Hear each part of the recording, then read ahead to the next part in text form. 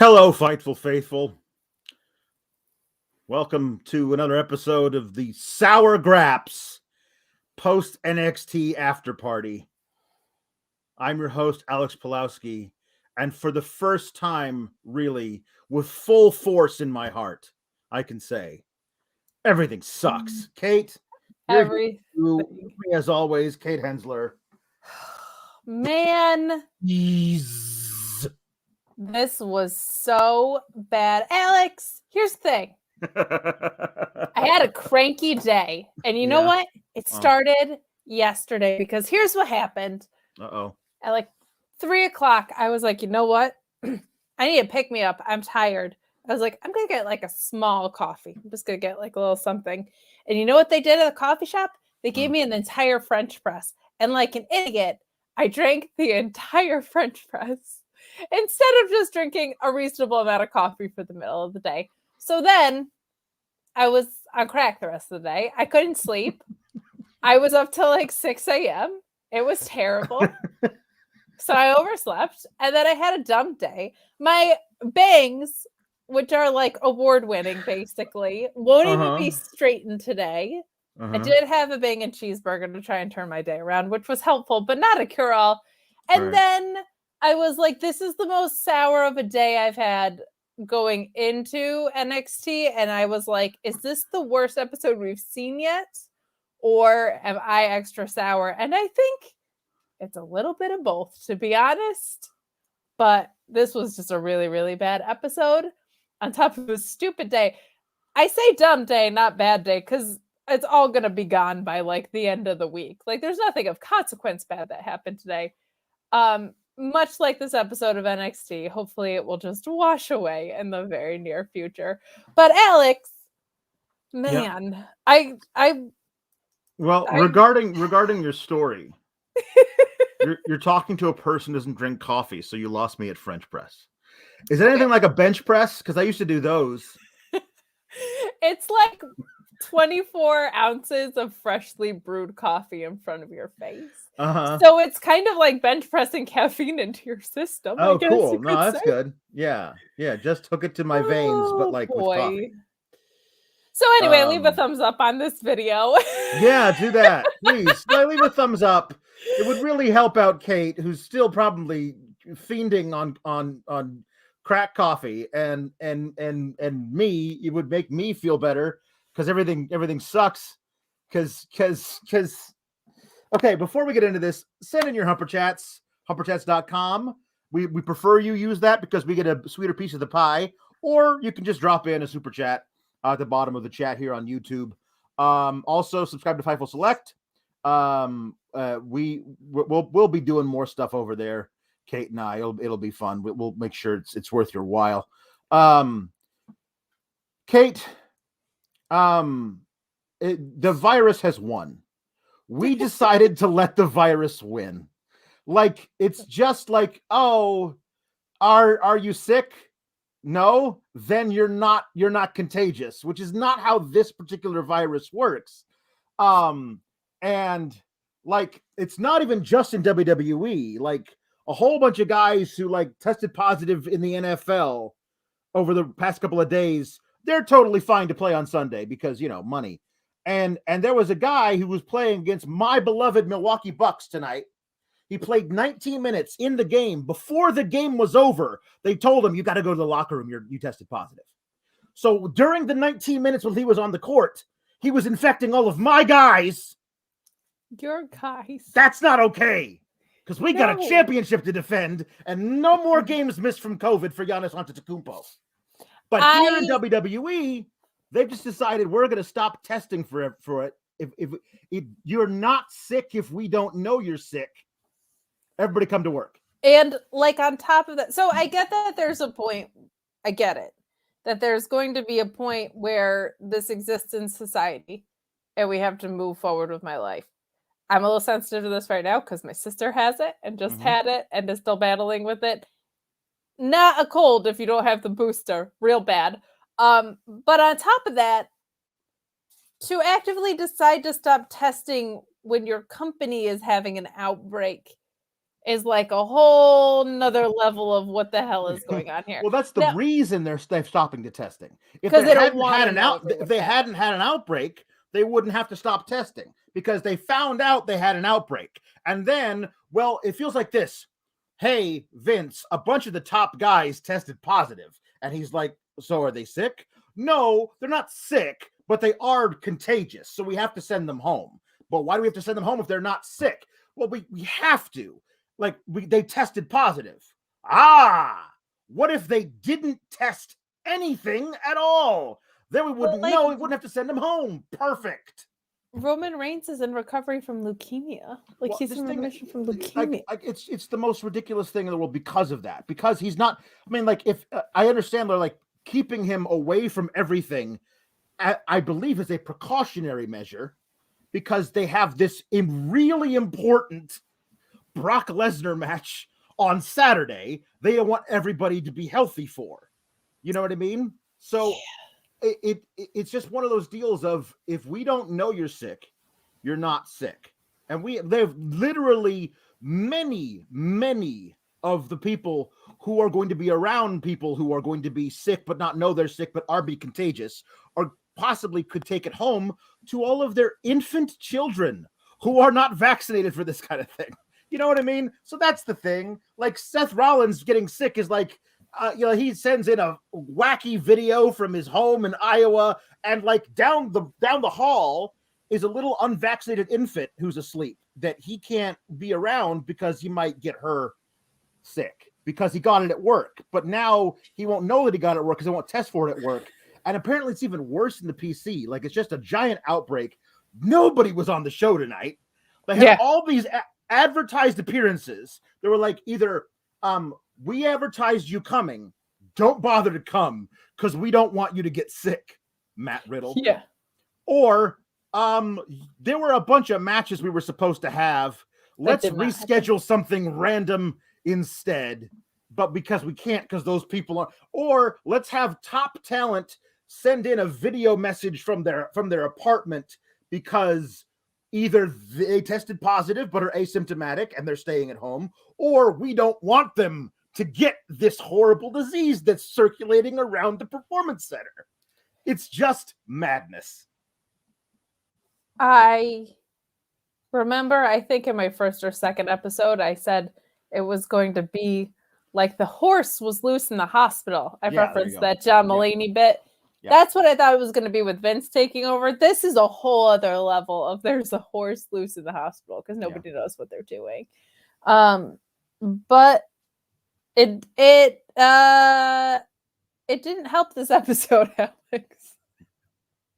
It really didn't. And it's one of those things where like I guess I could never expect them to just be honest and say these people are out because they've tested positive for this disease that we're all dealing with in different ways. Like, whether or not you've lost a loved one, like there's now over 800,000 people in America who have died from this thing in the past less than 2 years, or you got it and you got a really bad case of it, and now you're trying to get back on the road to recovery, or maybe you're like Keith Lee who got it and got a related heart condition to it that kept him from doing anything he wanted to do in his career for like 7 months.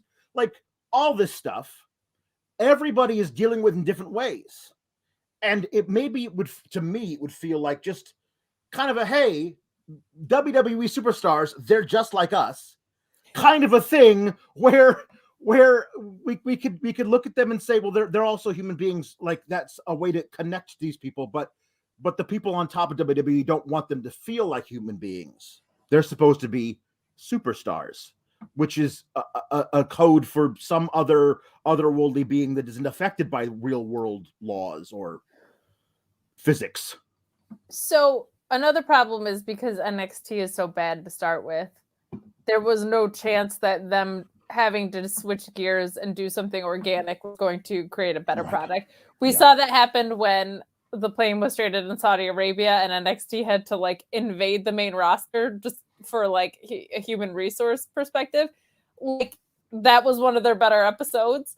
We saw them have to do like promo roulette for the WrestleMania rain delay. I thought those were some of the best promos that people had given, from when you got like your Seth Rollinses and your Kevin Owens and your Sami Zayns in that mix.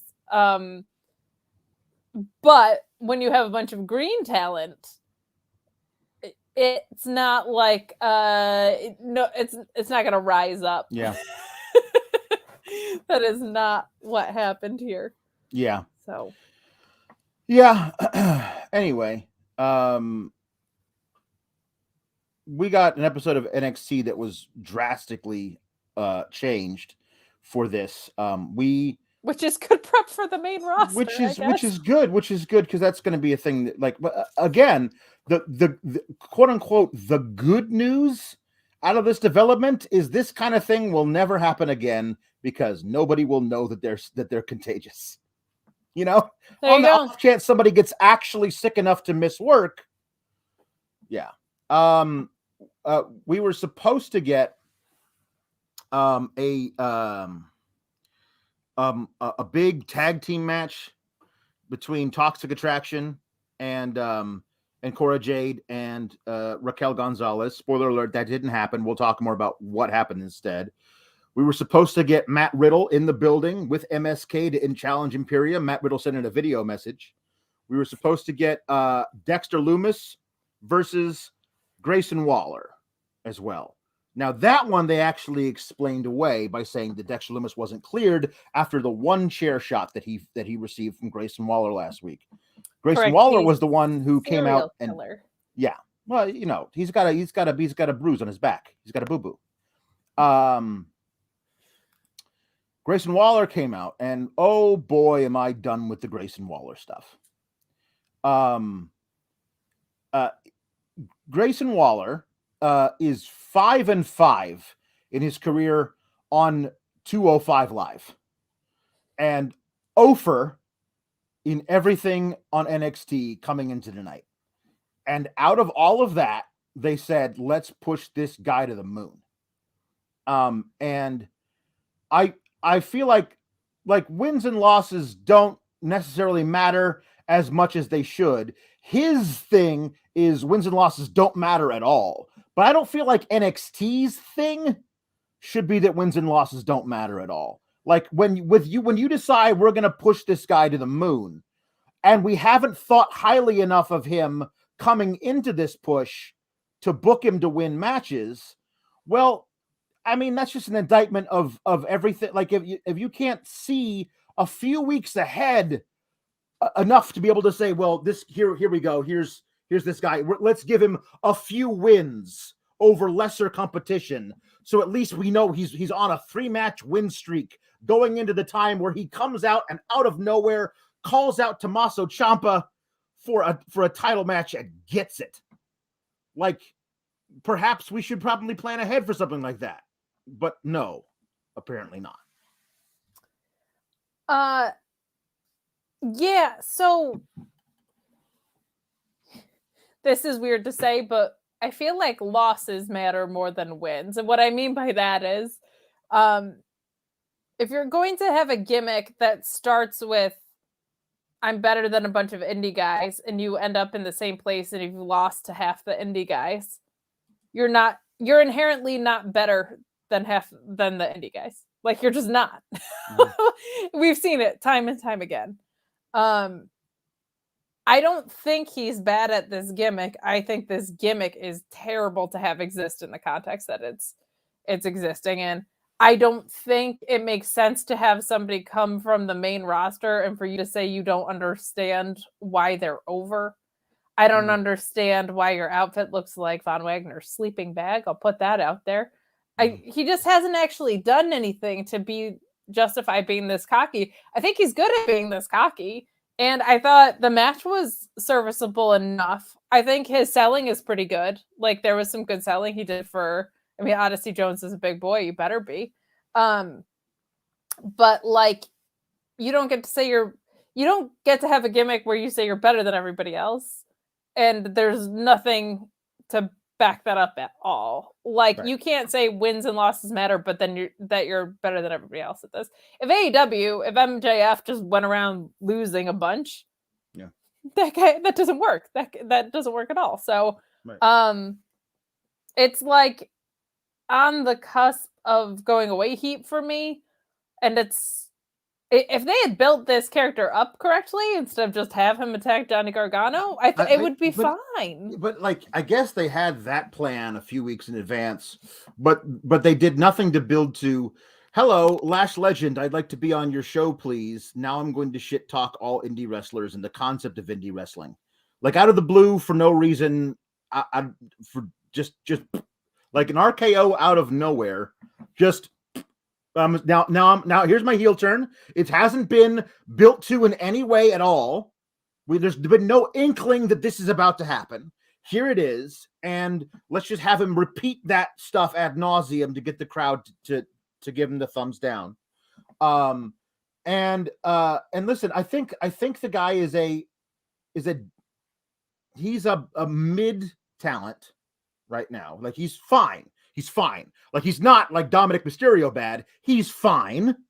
That is a running gag on the Fightful Select show. Dominic Mysterio is improving. Man, a year ago he was terrible. But here's the thing: Grayson Waller is fine. And he's got a decent upside, which means I think he can get better. Okay. But I don't think his ceiling, his absolute ceiling, is anywhere near the level of special that would warrant this kind of push. Like, we're pairing you up with one of the top 5 workers in the history of the business in AJ Styles. Like, you have to be so special to get that kind of treatment, I think. And I don't think he's even anywhere near that kind of special. And because there's the old joke from Family Guy of that Peter doesn't like The Godfather. And his son Chris says, "How could you not like The Godfather?" I'll tell you why. It insists upon itself. That is this kind of booking. It insists upon itself. It is just like, no. We are telling you this is what it is. You have to accept it. Don't question it. It's just what it is. We've decided this guy's the most important guy on the show. Here it is. And we're going to keep using him over and over and over again to get that sweet, sweet heat. That's the candy that Daddy likes. The only thing that we love is people booing us. But what I don't... So if you come out here and say, blah, blah, blah, I'm the best at this. Save one amazing, underrated CM Punk promo where he said, "We all say we're the best at this." Bret Hart said it. Chris Jericho said it. I'm saying it. Outside of that one great CM Punk promo, the next logical question is for whoever you're facing to ask, why do you think you're the best at this? And right now, he has no actual response. Like, he hasn't had any wins. He hasn't had any titles. There's just nothing for him to point to that would suggest this other than, well, I just am. And there's just no meat on the bone in that. So It's like, if he's not super, super skilled at this, and he's never held a title, and he's not winning, it just doesn't work. And it also doesn't work for you to go out there and talk a bunch of shit about a guy who has won. Like, I don't know, AJ Styles, one of the most decorated professional wrestlers of all time. And on top of that, they're not even digging into the fact that AJ Styles was like Mr. Indie. They haven't really even gone into. I know they don't acknowledge other companies, but like, he was the indie darling that existed when they picked him up, and they're not even referencing that at all. Like, he can say, I've been working for 20 years.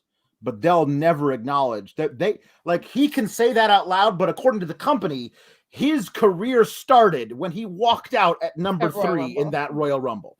That was when his career started.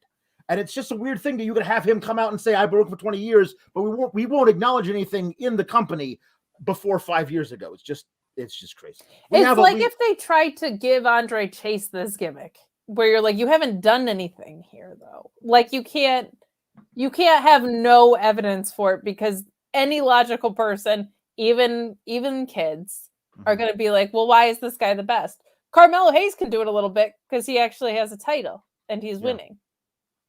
It just makes no sense. Yeah.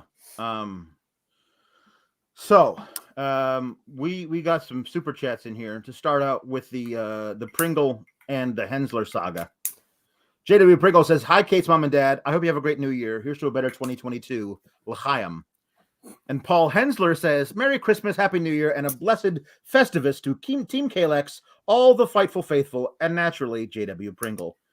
So very important in the long-term storytelling. My dad actually did super chat on Christmas. It's just that it got in before we started. Oh, okay. So he told me, and I want you to know, JW Pringle, he would never leave you in the cold on Christmas. Not like that. Yeah. How cute are my parents? Adorbs. Adorbs. Cuter than my bangs today. So yeah, he comes out and talks. Waller talks about how he showed up on Raw last night, which apparently was a an actual thing they were planning before the whole COVID thing fell apart. There was a lot of jokes about, man, you got to be down bad if you went and rushed Grayson Waller to Detroit. But apparently that was a thing they had planned. And so he comes out and he's going to talk crap about Dexter Lumis because Dexter Lumis isn't here. So I guess there's nobody here. Anybody in the back want to come out and face me? And it's Odyssey Jones. And he decides immediately, I'm not going to face Odyssey Jones. I'm going to leave. And Odyssey Jones says, you think you're a big time superstar, but you're actually a big time bitch, which is just great because that's the only reason. That is like calling Marty McFly a chicken. You just call anybody a bitch in WWE. Oh well, that's it. Them's fighting words. And he has a match with Odyssey Jones. It's fine. It's fine. It's nothing to write home about. It's fine. I've missed Odyssey Jones. I'd like to see him on my screen a lot more often than I see Grayson Waller. But Grayson Waller wins. He is pulled off the top turnbuckle, and with it, he pulls the turnbuckle pad. And so he's able to misdirect Odyssey Jones' forehead into the turnbuckle. And then he hits a rolling stunner thing and gets the victory. And then he talks some more shit, and AJ Styles comes on the Titantron with a pre-recorded message about how I'm going to be at New Year's Evil next week. And everyone was like, oh shit, they're actually going to do this. Grayson Waller versus AJ Styles at New Year's Evil, huh? No, they were very, very, very careful to say later AJ Styles will return to confront Grayson Waller next week, which to me signals this. They're doing the match. They're just not doing it in NXT because Grayson Waller getting the call up. Grayson Waller gonna eliminate AJ Styles from the Royal Rumble, and then they'll do the match after that. So then we're doing what with Omos? Just eventually they'll have Omos destroy AJ Styles when Omos isn't sent home from Detroit for reasons during a COVID outbreak. But eventually they'll do Omos versus AJ Styles between now and the Rumble. And then at the Rumble, they'll definitely have Grayson Waller come up and do it. They'll just do the whole, he's going to get the call up because again, he gets a call up before LA Knight. I'm going to be so unbelievably perplexed. Listen, on Raw, he'll just be part of the void of shit. Like in NXT, he's the most important guy, and they're going to insist on him being on the screen all the time. On Raw, Vince is going to lose track of him in 3 or 4 weeks. And then he'll just be a guy chasing around Dana Brooke, but not actually pinning her for the 24/7 title. Here's hoping. Or an egg. Yeah, match was fine. I wrote in my notes, refs are idiots. How do you miss a whole ass turnbuckle pad? Yeah. Because he was like holding it. He was holding the turnbuckle pad as he was on someone's shoulders. And I also just wrote, my favorite wrestlers are all talkers, right? Eddie Kingston, Patna, CM Punk, guys that sound like they speak like human beings. That's the Grayson Waller effect. That shit. The Grayson Waller effect is a terrible. It's a terrible phrase. Yeah. And I hate catchphrases on top of it. It just makes me think of there's a show with a magician called The Something Effect. I forget what it is, but it's on After Impractical Jokers, which I watch all the time. What is it called? I wish I could remember, but that's all I can think of when he says this affect business. So it's a terrible catchphrase, and I hate catchphrases. Yeah. It seems very much like The Miz, so I get it. But you know, as someone who likes guys that are like, hey, I'm gonna kick your ass. Here's all the ways I'm gonna do that, which is pretty much what the guys I like do.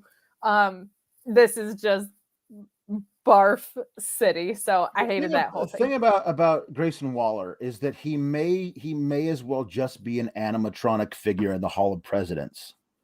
Like, he's just talking. Like, the crowd is going crazy booing him because they hate him so much, but he's just talking. Like, it doesn't feel like he's actually responding, or that he's just talking. Like, it feels like this is the way I was programmed to deliver these lines. This is the way I'm going to do them. But I don't know. Like, it wasn't like I was in love with his babyface persona either, but it's just like, it feels so odd out of everybody to say, this is the guy. After we 50-50'd him for months on 205 Live and made sure he never won a match in NXT on television, now we're going to turn him heel out of the friggin' blue and make him the most important. It doesn't make any sense. It's like he won a lottery backstage that we didn't know about. It's that random. Well, when you lose something as important as the Halloween Havoc hosting spot, yeah, if they're gonna take that away from you, they got to push you in some other way. Because to be robbed of such an honor. The Batter to One Jam Beard says Omos will team up with Waller on the main roster. Please no. Please no. Omos is gonna have to team up with somebody because he ain't good. He's the new Kali. I thought for sure this angle was going to be used to get him back down to NXT, but maybe not. Jade Pringle says the bit Kate's dad and I have going is, in my opinion, longer running and better than anything 2.0 NXT 2.0 has going. Man, this show is bad. It's not good tonight. I have faith that if the people who are in the matches next week are healthy enough to compete, big if, that some of the matches next week on New Year's Evil could be really, really great. And are you going to sit here and tell me they're better than my dad and JW Pringle? Because I think you're also missing the point. The storytelling isn't going to be good. But I think the matches next week could be good. And then for the next several weeks after that, the show is going to be terrible again. Little known fact, Paul Hensler, amazing Canadian destroyer. Oh, wow. Lariats, have tosses all But they call it the Binghamton Destroyer. That's right. Collins on the Rocks says, here for Kate's bangs. Thank you. snowed/iced in here in Seattle. You are my entertainment this evening. Much love. Yeah, stay safe in the crazy weather out there. To be a disappointment, but my straightener could not fix this. I'm so sorry that this is what you tuned in for, and this is what you're getting, okay? This is what happens when you drink a French press of coffee at like 3 in the afternoon the night before.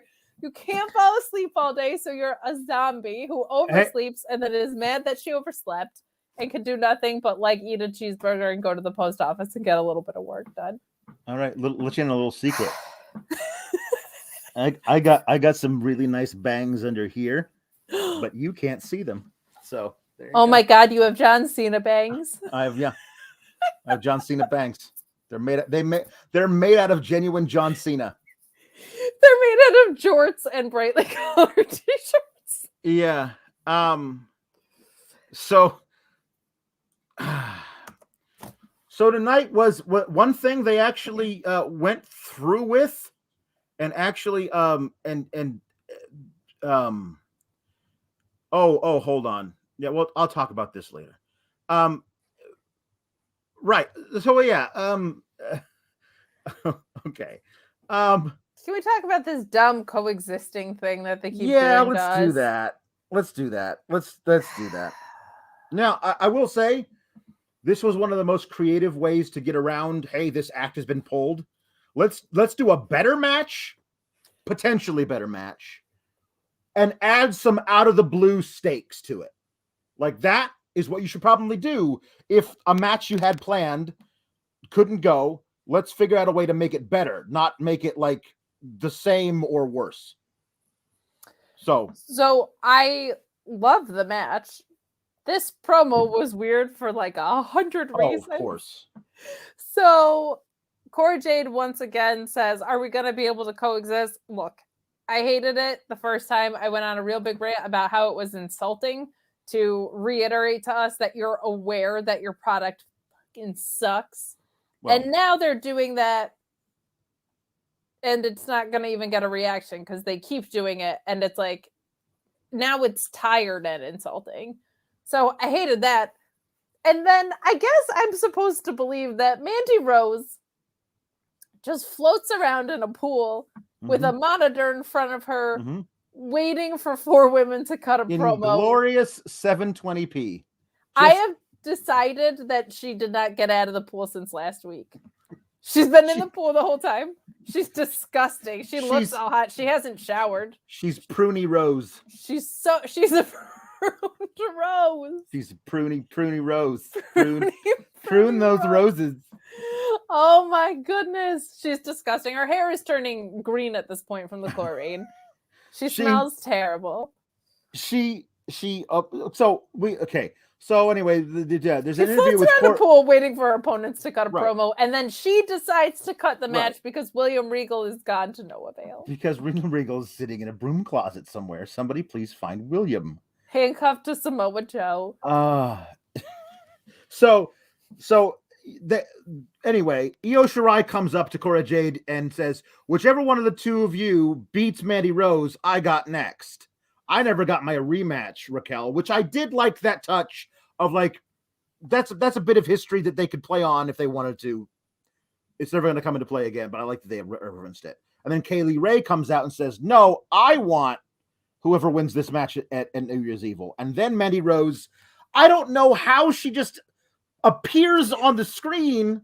Like, if you want to say she can book her own matches because she's the women's champion, like, that's less of a stretch than I can make myself appear on a screen behind the women who are giving this interview.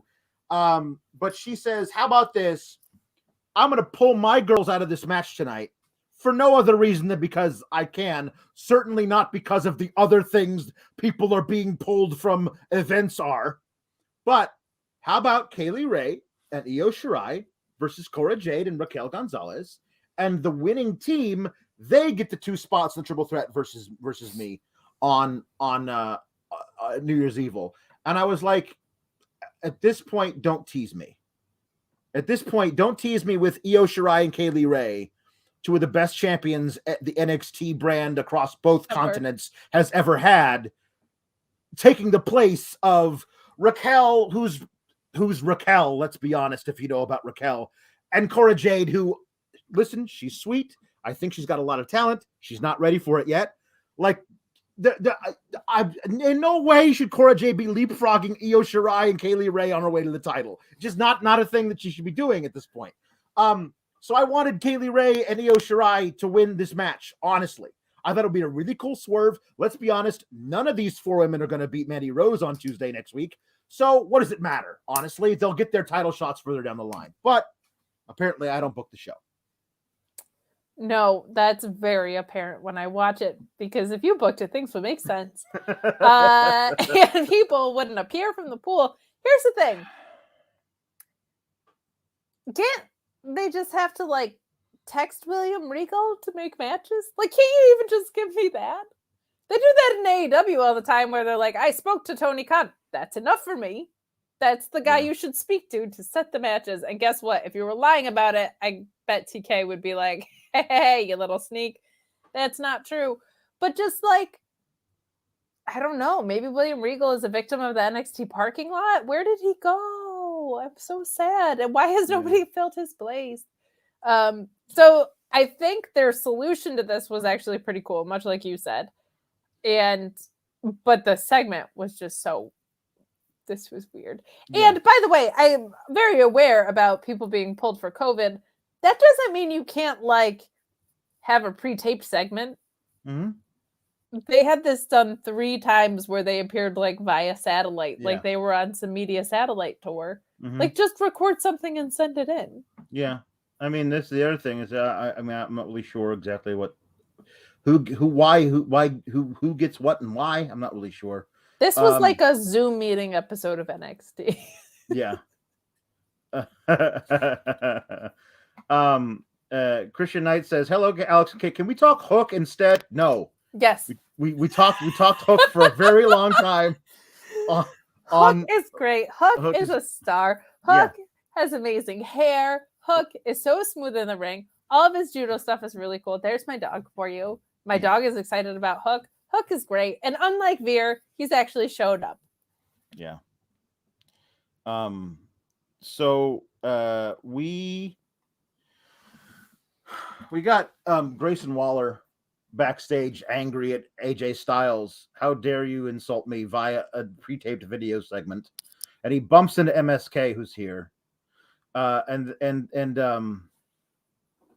they come out, and they're gonna do the thing with Matt Riddle where they're gonna challenge Imperium, but Matt Riddle is on the anyway.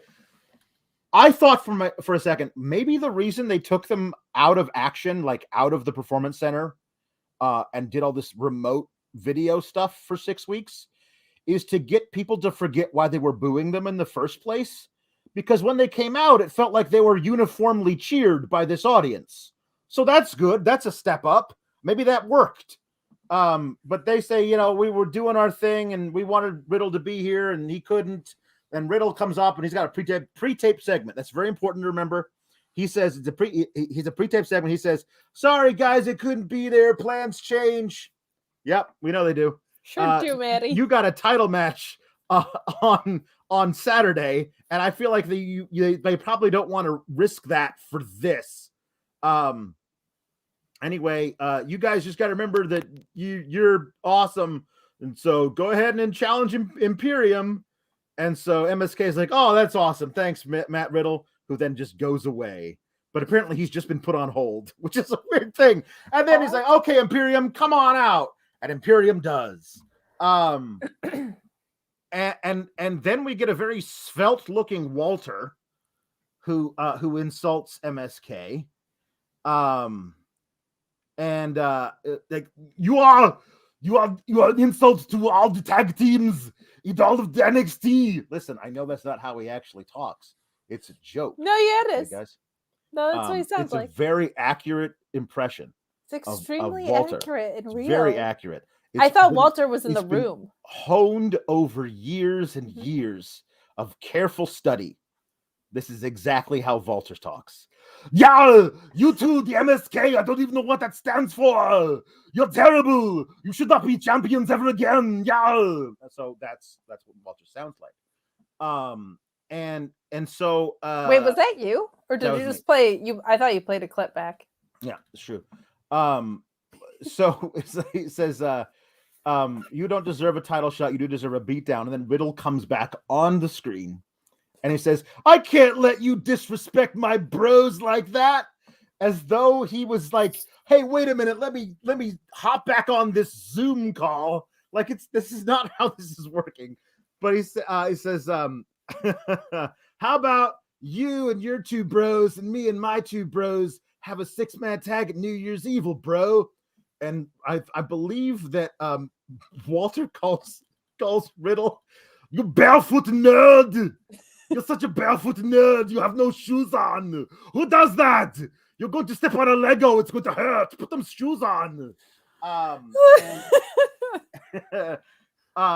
And so we're going to get, theoretically, if everything goes to plan, on Tuesday, we're going to get all of Imperium versus MSK and also randomly Matt Riddle.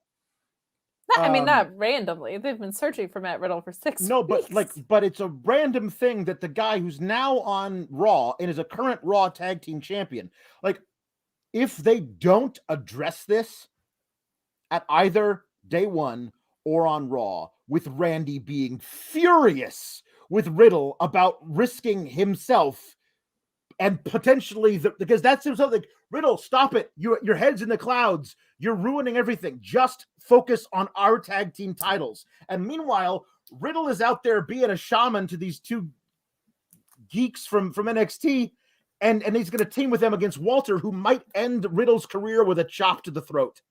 Like, Brandy's got to be pissed about this. Like, at least make that continuity happen, please. So I'm looking in the chat and nobody there is doing it. So I'm going to have to be the one to tell you they're not going to do that. Why would they acknowledge it? There's no way. So this was a really great thing where it would have been great to see Matt Riddle's response on social media.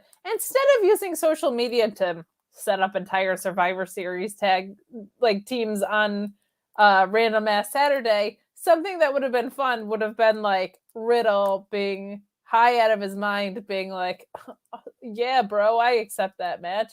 And not having him on pause in what can only be described as a reenactment from the Mean Girls three-way call between Katie Heron, Regina George, and Gretchen Wieners. That's all I could think about. So that's what that felt like to me. That was very, very, very, very weird. But that match is going to hump like all of your Humper Chats. If you go to humperchats.com and send them in to get your question or statement read on air. Valab says perfect time for Timothy Thatcher to come back. Which is true, but also that's a thing that's not going to happen. Mark Losper says Walter on this NXT is completely bizarre on this particular episode of NXT. Yeah, it is. Methinks that might have not been the original plan. Sean Blanford sends in a Humper Chat saying, I understand that WWE is currently short because of the virus, even though it's mainly a self-inflicted wound because they don't test anymore. This is the second trash go-home show in 2 days. At least we get Walter and Riddle in the same ring next week. Fingers crossed, people. That's a lot of travel. It's a lot of travel. I have a question. What happens if you get voluntarily tested? Well, like, that's the thing is I guess they can't stop you from testing. And if like, I don't know, man, like I guess it's just so many people who have like infant children. You know what I mean? Like, it's just like Kofi and Mustafa, not the Mustafa Ali is allowed to be on television anymore, but Kofi Kingston just had a baby like I don't know, 6 weeks ago. Yeah. Like, you know, like it is odd. I don't know. I think if you test yourself and you say, hey, I'm positive, I'm not coming in, can they withhold your paycheck? Like, I honestly, I don't even know. This opens up way too much. Like, well, the good thing for Kofi is the only people that need to not be positive for COVID around Kofi are the Usos, because the New Day never fights anybody else. I need your clothes, your boots, and your motorcycle. Also, stay out of my ring. Give them to Walter. You're supposed to pay for that kind of action, sir, but that was too good. It popped me too much. It was too good. I need a whole, like, you know how they do those deep fakes? Yes. Like they'll put a face. I don't know how to do it. I don't even want to know how to do it. I need the entire Terminator franchise. Just put Walter's face on Arnold, and I'll watch the whole thing and live stream it. Because I'll do all the lines. It's true. Arnold Schwarzenegger does sound like Walter. I now know why you cry. It's because not I chopped you in the chest. Yeah. Get to the chopped. Hasta la vista, chesty. No, the band is sacred. I don't know what that was. That was not anything. So we got a little promo. This is a thing that they actually did. They did promote and actually gave us, unfortunately, Tiffany Stratton's first match in NXT. Buster's thoughts are everyone's thoughts. So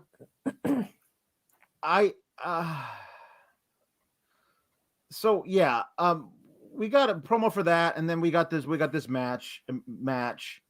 Fallon Henley, who was used to be Tasha Price, is now jobbing out to Tiffany Stratton, who I saw somebody send the super chat saying Tiffany Stratton It's like if Lacey Evans and Mandy Rose fused together into the worst gimmick imaginable that also can't wrestle. I was getting more like Lacey Evans and Carmella vibes. Yeah. This is like look how beautiful I am kind of a thing. But she's definitely got a lot of the Lacey Evans strut to her.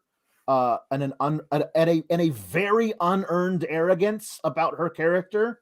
The only thing I remember about this is a lot of her posing, and she would do things where she would like jump over, do a leapfrog or something, and then jump up and do this, which I don't know I don't know how that's a thing.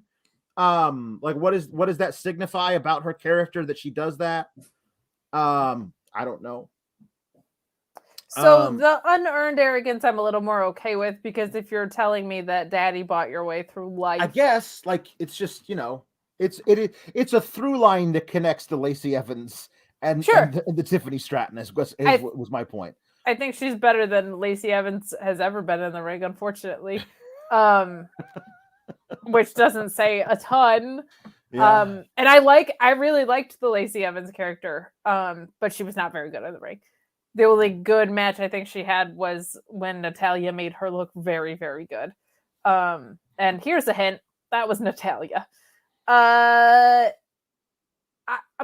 bigger thing with this was there was some stuff that looked bad, like that back handspring finisher thing that like stop doing that. The back handspring into the corner never looks good because you actually lose momentum as you're doing it. The only person who does that well was Ember Moon, because in the last spring she like launched herself with her forearm, as opposed to whatever the hell Dana Brooke does into the corner, which just never looked good. And this was just like off, like 3 feet to the left. Like just if you can't do it, don't do it. Like again, it's developmental, which is fine, but you should be developmentaling your developmental talents off of television, Correct. Yeah, they should be at least TV ready to be on TV, or like somewhere in the ballpark where this just was not. She does not look like the gimmick they've given her at all to me. Like that was what it was more for me. I think for this gimmick, you said Carmella. I think Carmella's great with this type of thing. And Carmella's not the most fundamentally sound wrestler in the world, but she's good with the over-the-top hilarious stuff, I think. And she's sneaky and does dumb heel shit all the time. Like, that's what Carmella does. She's great at the lane that she stays in. That's fine. This does not feel like what they're trying to develop Tiffany Stratton into at all. Like, to me, the biggest thing was like what they look like they're trying to create in the ring seems to be very different than what her persona would be. And even her look, I said it looked like Frozen cosplay. I just did not. This was not like what a rich person would wear coming out to the ring. She looked like a children's play version of like Goldilocks with the ringlets and everything, and she's just like, and the baby blue. It just none of it made any real sense to me. It's like, I mean, listen, it's whatever it is. You know what I mean? Like, it's just. I don't know what to say about it. Like Mark Losper says that Tiffany Stratton is Frankie Monet without talent. I don't know if she's totally without talent, but it certainly is like, I mean, you can't you're doing a Carmella is the most beautiful woman in all of WWE, but you seem to be doing that exact same basic idea with Tiffany Stratton. Like the people who are coming up with the gimmicks for these wrestlers, because the wrestlers don't come in with their own ideas, because these are people who are coming out of the blue who've never wrestled before or whatever. They're coming up with ideas are all the same guys. They're all the same 50 to 70-year-old white guys who are like, women are pretty or punk rock or big and tough. They're like you fit into one of these, maybe 3 or 4 preset boxes. We're just going to stuff you in there, and your gimmick is that, as opposed to any kind of originality. You know what I mean? But she's supposed to be more entitled than hot, right? So I'm trying to think of what that's supposed. I mean, it kind of falls into the same picture, but like, I'm trying to think of what that's supposed to look like in a ring. It certainly doesn't look like jumping up and clapping every time you hit a frog splash or leapfrog, not even. It just was all very disconnected to me. She looks much more athletic than I feel like if they gave her some cool submissions, that would be really cool. But all of her vignettes indicated that she might be a pretty good tennis player. Like, I still don't understand why she wants to be a wrestler at NXT. I don't know. Valab has a very good question, which I think he wants Walter to ask.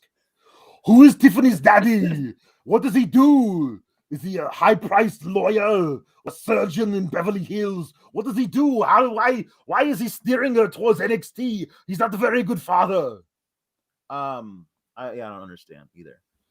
Andrew Jotri says Tiffany Stratton match looked like she needed to practice it before showing it to the coaches, but Vince saw tall blonde and said good enough. Listen, like I don't understand. I don't know. I mean, her finisher where she pauses before the flatliner for a really long time and then blows a kiss to the camera. I don't know. Like it's a really. Like it's a flatliner that gives your opponent way more time than they need to like get out of the flatliner. You know what I mean? It's just it is a this isn't believable type of move. And I know it's professional wrestling, but like at least give me something about it. Like when Bray would get the Sister Abigail and he'd do the kiss thing to the forehead, but he beat the guy into submission first. Like she didn't really do anything to her opponent before forcing her opponent to just stand there and wait to be flatlined. There was nothing flatlining that move. There was nothing that worked there. Yeah, I don't think that's even like exclusive to the women's division. To the greater point of that super chat, though, like I don't think there's anything that's special about Von Wagner, and here we are, right? So, I feel bad because I keep using him as an example, but he's just the most obvious, like templatized one, I guess you could say. So I don't mean to ever sound like I'm just picking on him. If Von Wagner was given a gimmick, it might help him. Like I'm not saying he should be a daddy's girl, but find something else for him to do. Nope, I'm in on that now. Von Wagner, daddy's girl. he should be the son of Duke the Dumpster Droese. That's what he should be. He should just that should be his thing. Rob Reed said Tiffany Stratton looked like she was handling Alexa Bliss's original NXT costume. That, you know what? Honestly, that did ring some bells. So we got we were supposed to get Harland versus Brian Kendrick. Harland versus Spanky, as Luis Polito has put it in the notes. Again, you know this isn't happening before, like long before you tell us it's not happening. Like they had Joe Gacy say, like, remember the Brian Kendrick, he calls you a freak. And you remember how that made you feel. Now let's go have a match. Like they do this pre-thing with Gacy talking to Harland, knowing full well that match isn't happening. Like you could tell us earlier that match isn't happening, but you have to have them come all the way to the ring and then go, we were supposed to have this match with Brian Kendrick, but he's scared of Harland. Like, all right. Like at least the only thing I can say decent about this ridiculous Mandy Rose has booking powers in NXT thing is they handle all that shit before they got down to the ring, at least. Like, that is true. You know? So, like whatever. Andre Chase comes out not to answer an open challenge, just to like say like, hey, this is a teachable moment. And I think he said he wanted to teach Brian Kendrick and not like, you don't back down. You don't no-show a match, blah, blah, blah. And Joe Gacy says, thank you for volunteering to be Harland's opponent. And again, Harland does a stylized beatdown. He does not do a wrestling match. Right. Nothing he does to Andre Chase could be considered a wrestling maneuver. It is. Right. It's just an extended. He throws Andre Chase's face toward the mat at least 10 times, and that's about it. That's the whole thing. He does it so much, in fact, the ref has to call off the match. I kind of feel like that's what he should do, but at the same time, look at Brock Lesnar, right? He essentially does that, but does that in the context of wrestling. Right. Like when he just suplexed John Cena 13 times in a row or whatever the hell. Right, but those are wrestling maneuvers. Those are wrestling maneuvers. So that should be a thing.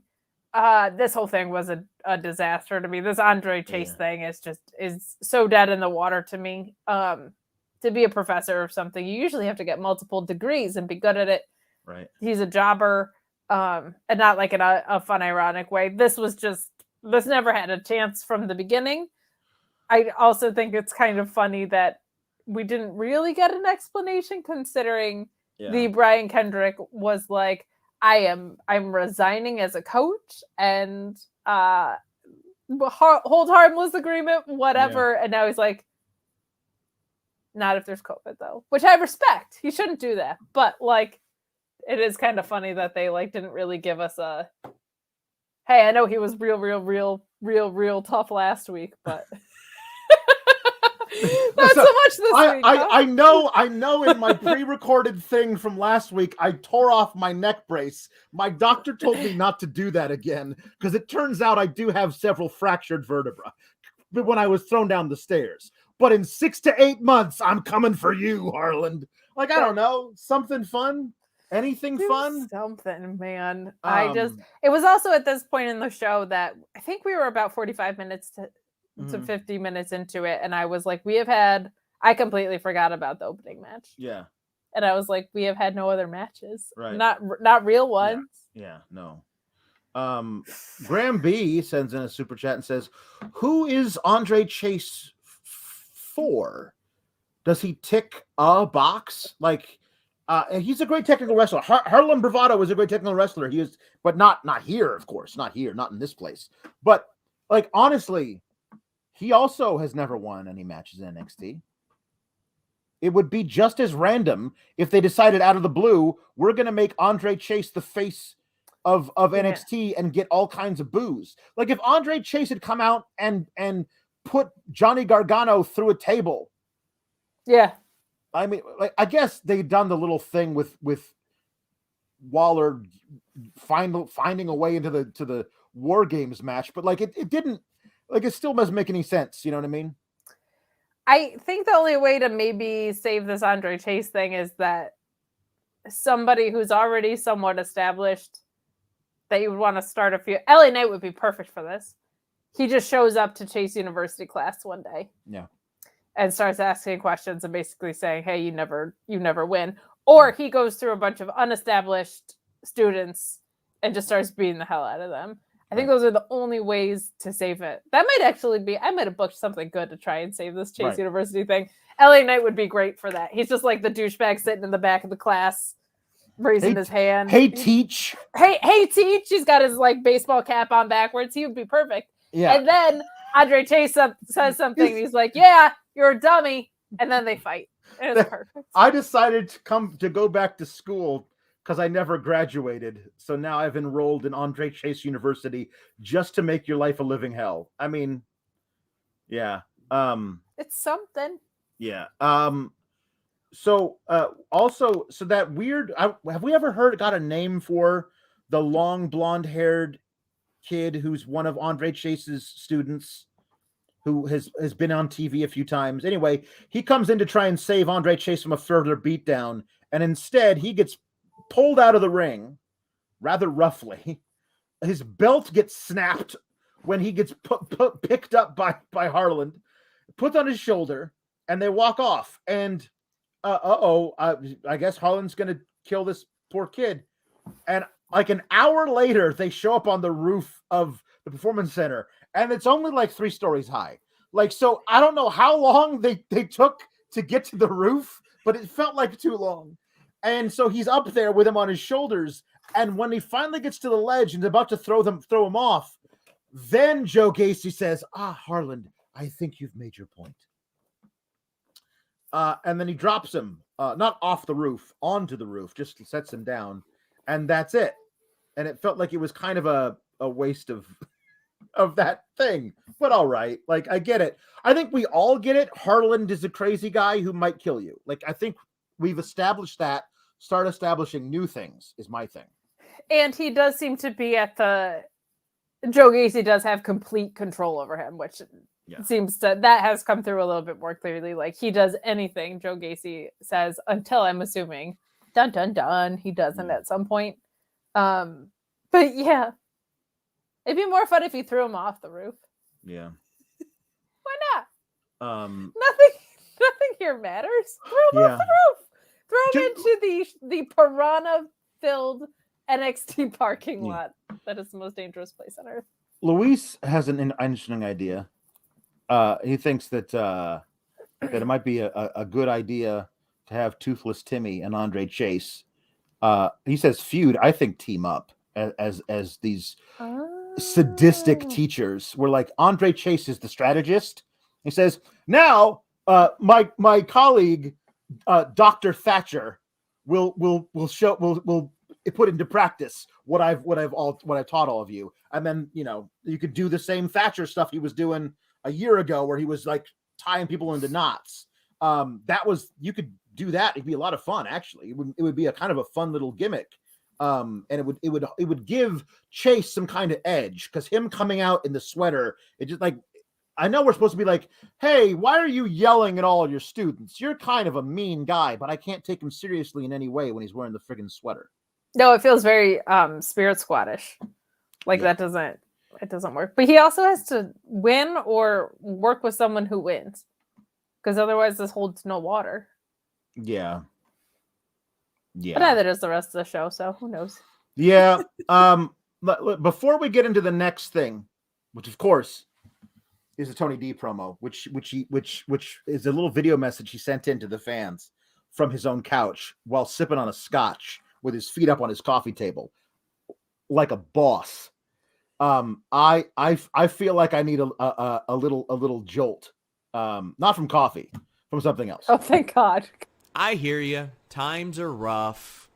We just got out of a wild situation, a wild year, and people are saying, you know what, it's a hard knock life. But I disagree. Instead, I believe it's a hard cock life when you use Blue Chew and the code Fightful, and you get your first shipment free. Free? All you got to do is pay $5 shipping.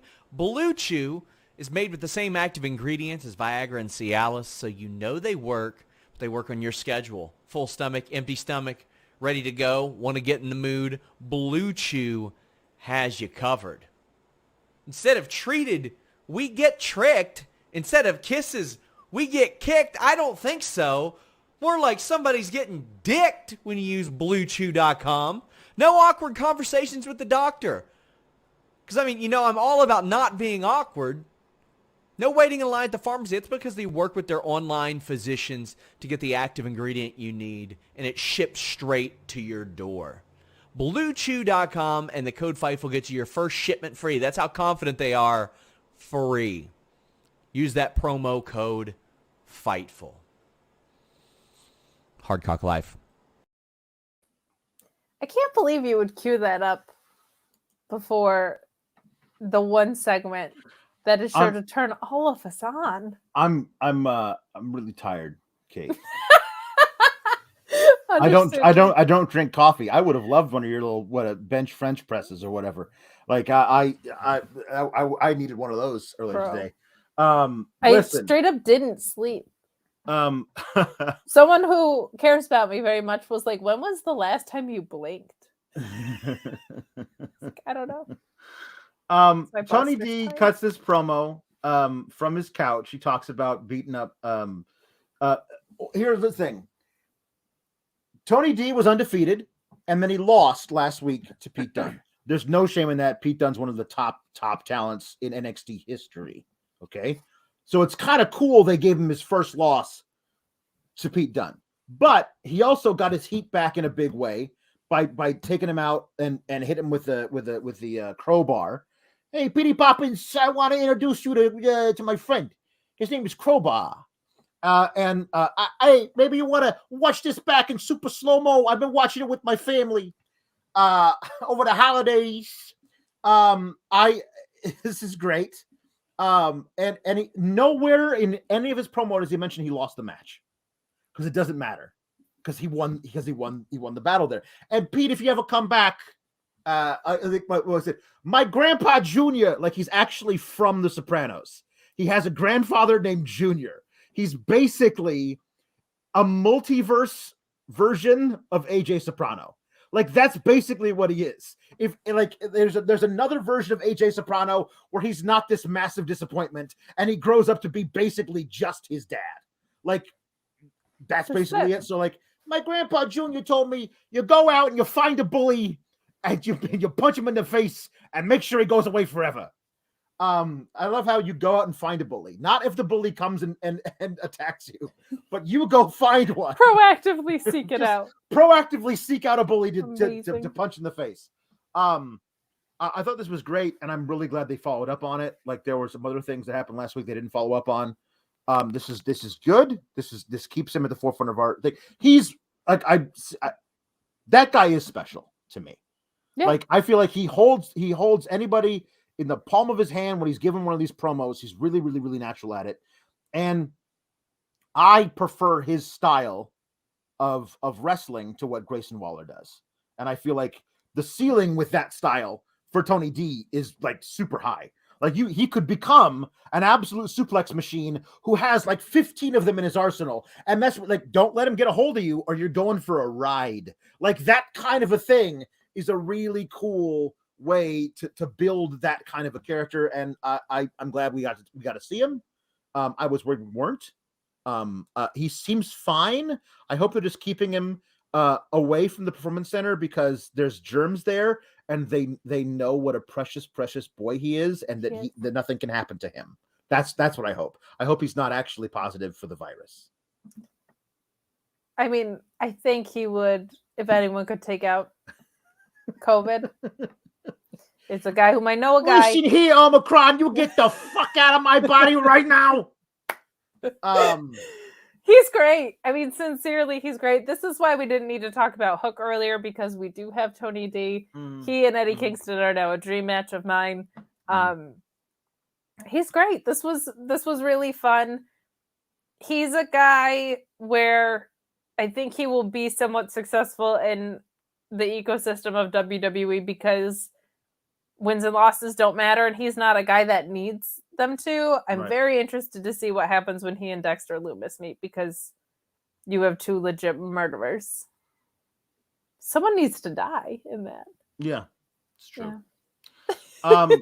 We got a couple of things here about hold on, we got one in here. Super chat from Nerd Guru. Super chat for Buster being a good boy. Thank you. He's the best boy. And JB Love says, P.S. Sleepy Doggo is best co-host.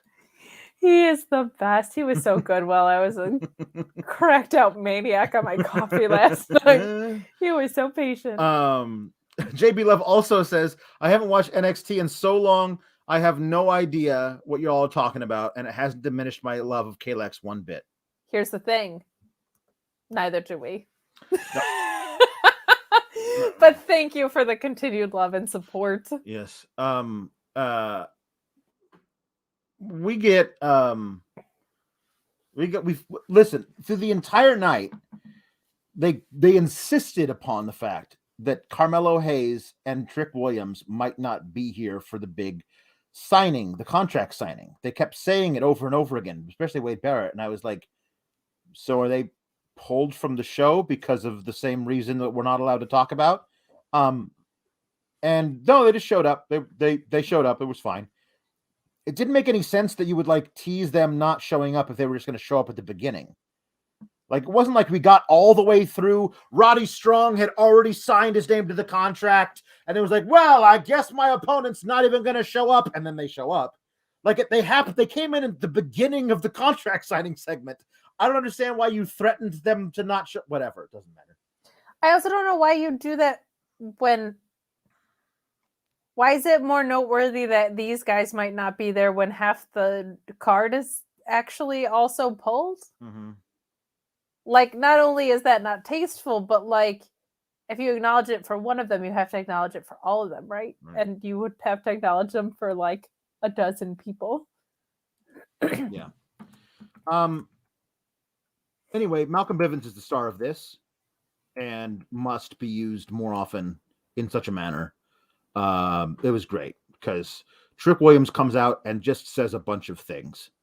He just says like a bunch of things. Like they said, "Hey, Trick Williams, can you say black guy stuff?"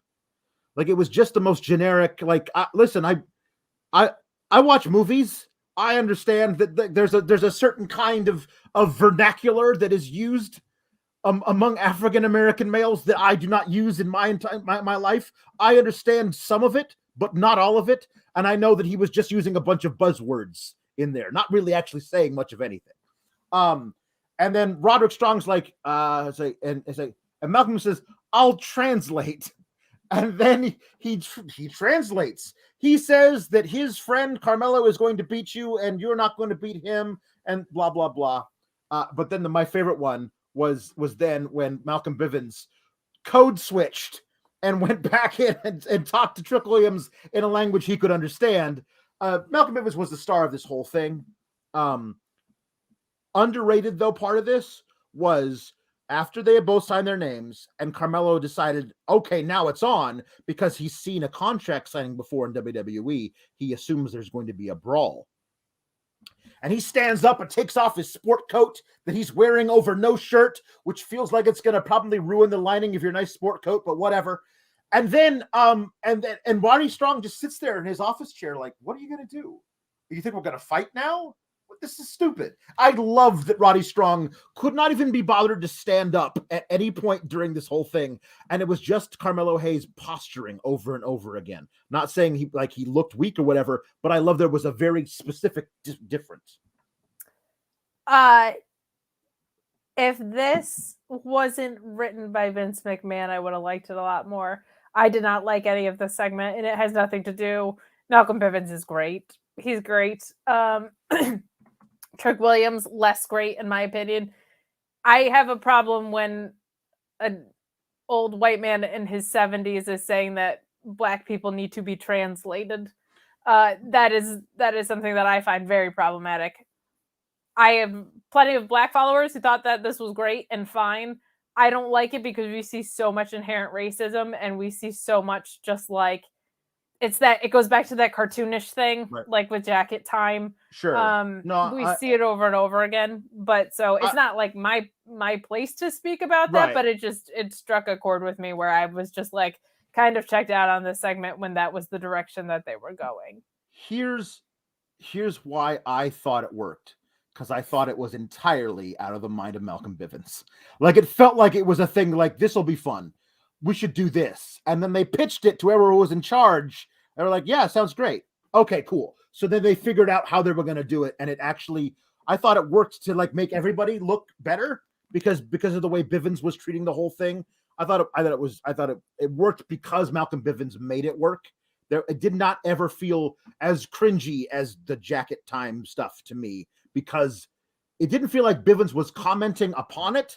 It felt like he was within it, like using it on purpose to get the joke as opposed to everyone's laughing at me, which is what it feels like when they do Ike Manjiro stuff.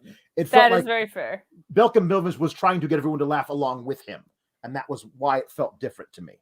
I get that. And I probably would have appreciated it if we didn't like just have Hit Row, which felt organically black. Yeah. You know what I mean? Like, yeah. If it wasn't packaged in all of that. But I think Malcolm Bivens is the first person that Trick Williams had some real chemistry with. Yeah. Like the first person there was some meat on the bone with. So it was nice to see that side of that for sure. Like it felt like Malcolm Bivens was eliciting the reaction that we were trying to get out of Trick Williams and out of Carmelo. It seemed like this was a contract signing with a purpose where so few are. Yeah. And the part you said about Roddy Strong too, that I really liked. That part I liked regardless of everything else, because that is what a savvy veteran would do in that situation. And this is how young pit bulls who think they don't miss would react. Like it all made sense to me. Yeah. So earlier we got MSK basically calling out Imperium. Imperium's the champions, and MSK, because by virtue of this segment they did, are definitely the top contenders. And then we got a very long package about Double Vest and the Beach and the Grizzled Young Vets and Jacket Time and Creed Brothers, where they're like 4 teams, 1 goal, the NXT Tag Team Champions. And like Briggs and Jensen have the nerve to be like, the NXT tag division is the best it's ever been, and I wanted to vomit into my shoes. Like, it was just, no. And I love. Don't go out of your way to say that. Grizzled young vets, like, can say that, you know, we're one of the best teams in the world, and the thing is, they are. Like, they are. Just, like, put them in the ring with an actual tag team and let them friggin', like, just, like, I don't know, call them up to SmackDown and let them fight the Viking Raiders and the Usos and the New Day, please. Just let them do it for, like, 12 minutes each, and then you can fire them after that, and then they can go somewhere else. Like, I don't know, there's just, like, I almost think to myself, well, it does feel like they don't have a place in WWE, and they might get released. And I'd be like, which would be good for them to go somewhere where they would be appreciated. And yet, I kind of don't want them to get released until they at least get a chance to wrestle the good teams.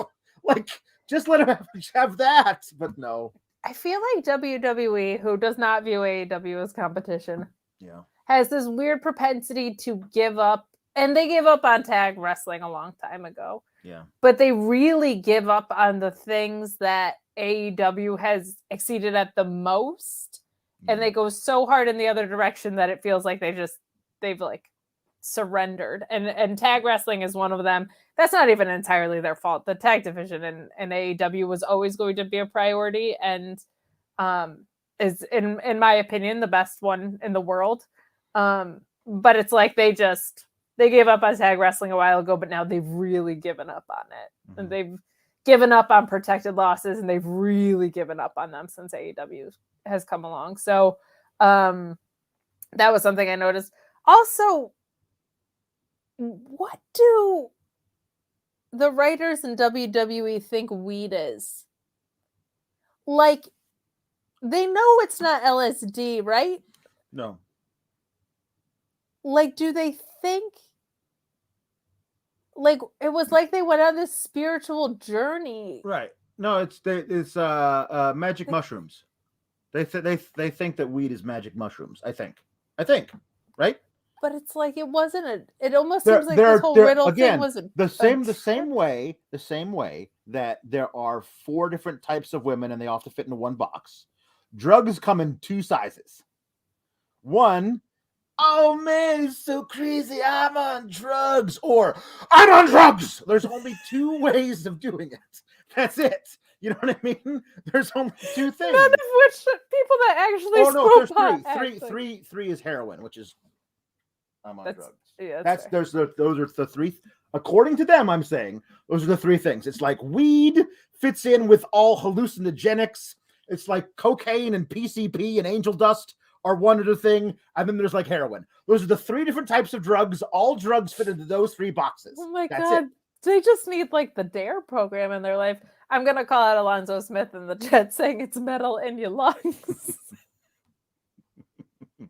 Yep. Go to shop.fightful.com. Get a metal in your lungs shirt. Get a metal in your lungs shirt. Grizzled Young Vets rule. The one thing I liked about Double Vest in the Beach was they did at least say, you know, a lot of us just think we're these bar hopping, beer brawling, whatever, and we are. And they were like, and you know what? They're right. That I actually kind of popped for. I like that. Buster did not, as you can see. No. Earlier in the night, we got Zion Quinn with an ultimatum. Elektra Lopez, I know you want this as bad as I do. Tonight, you must make a decision. Me or Legado. And I feel like if Elektra Lopez had been with Legado for like, I don't know, a year, 2 years at this point, as long as Legado has been together, which I guess is now like a year and a half or whatever, then perhaps she would have a choice to make. But like, it's not like she's been with Legado forever. If she really wants to get down with some Zion Quinn, then she should be able to do that, I guess. Really wants to get down with some Zion Quinn. Well, when somebody sings karaoke as poorly as him, who couldn't want to? Yeah. I had the realization today that this is their attempt to make a pro wrestling stable a sports entertainment stable, and that made me want to die a little bit. Yeah. Anyway, Solo Sikoa brushes past Santos Escobar. I don't know what the hell that was. You must apologize to me right now. And Solo Sikoa was like, no, I'm not going to do that. Well, then we're going to have a match. Okay. And then we had a match, which was Santos Escobar versus Solo Sikoa. This is the kind of established guy puts over a younger guy that I can agree with, because I think Solo Sikoa is main roster ready right now. He has a place. He has an act he can walk right into. That needs some freshening up. So having him work a guy like Santos Escobar, who's an absolute veteran, and one of those sad things of like, I was so excited when he showed up at NXT, because I loved him so much as King Cuerno in Lucha Underground and everywhere else he's been. And it, for a while, like, they were using him really, really well, and it feels like he hasn't been on TV in a long time, and he's not even the leader of his own faction anymore. Electra Lopez is, and whatever. But now he's one of those guys I'm like, well, either bring him up and like bring the whole fam up, and then link him up with Angel Garza and Humberto Carrillo and make him like a huge faction of Latino heels. I think that could be a lot of fun. Or just let him go someplace else where he can be utilized properly. It's like one of those two things. Because right now, I don't think he's got he's reached his ceiling in NXT, especially in this new version. Like, I thought he had a lot of potential before the 2.0, but now I don't know what they're going to do. Oh, 1.5, he was killing it. But yeah. I think when they called up Hit Row, we should have seen it coming, because they called up them and not Legado. And that should have been like a little bit telling, I think, that maybe Hit Row wasn't around for the long term, because it just would have made so much sense to have one on one brand and the other on the other. And Legado honestly was more ready ring wise, I think, still is. So I'm with you, but it's also like, what's he going to do there? Like, is he going to chase the cruiserweight title or the 24/7 title around? Like, I don't even know who he faces. Yeah. So it's just tough, because I don't know where these guys fit in there anymore. Anyway, this match with Santos and Sikoa was good. It was a match that was longer than 10 minutes. But Solo Sikoa, I think, did the Samoan drop directly onto Santos's nose. Yeah. And like, I was like, oh, is he gonna be okay? Like, is it one of those things where like he got his bell rung so hard they got to stop the match, kind of a thing? But they continued it, and the very next thing was a running senton, which again landed right on Santos's face. And I was like, Solo, I love you, kid. You gotta aim that better. There's certain fleshy parts on the torso that you're supposed to hit that on, not a man's orbital bone. Yeah. By the end of the match, like, his something was bleeding. I don't know if it was his mouth or his nose or what. I think it was his nose. But Zion Quinn came out when Santos had the advantage, and so Santos ran and did a running jump onto him from inside the ring, and then I don't know, he wound up back in the ring, and Solo Sikoa kicked him in the face and hit the big splash on him to win, and that was what we got. So we're gonna get more. We have it ended with Legado as a unit, him and his two boys, Santos and his two boys there on one side, Zion Quinn over there, and Electra Lopez in the middle. I don't know. It's like, it is a telenovela. Like, it really is. Yeah, I kind of like it. I don't hate it. I think it's like you said, she doesn't have an overwhelming loyalty to Legado, but it felt kind of like they had an assumed history when the reboot happened or something. Like, I can buy that they maybe have had a bigger past than they've given us. And this is fine. This is sports entertainment that's entertaining to me. I'll take it. It's self-aware of how cheesy it is a little bit. I think this has been kind of fun. Luis says he wants Roxy to come in and be the loose cannon of LDF and destroy Elektra Lopez for turning her back on the fam. We didn't see either Breakiker or Champapa on the show tonight. We did a video package. I think they know exactly how valuable that match is. Yeah, New Year's Evil, and there's no reason to chance anything. Like you should keep them sealed in their homes from now until next Tuesday, and then transport them in a bubble from their homes to the Performance Center so that you can have the match where Ciampa puts the title on Breaker, and then we can move on from there. You cannot have that be destroyed by this outbreak. Like, you need to keep a security team at their homes, put ankle bracelets on them. They're not allowed to leave. They must stay healthy. ROH did a bubble, and it worked real well. It seemed like they had no outbreaks. Yeah. Just do a bubble. They're all in Full Sail. They're not traveling. Just keep them in a bubble. Seems real obvious. It worked all the time. But I think you're right. I'm hopeful that this is preventative and they know the significance of what this match should be. Yeah. They did an interview with Edris Enofe, who remember beat Von Wagner last week. And then Von Wagner showed up and was like, "Hey, I don't like the fact that you beat me last week," basically.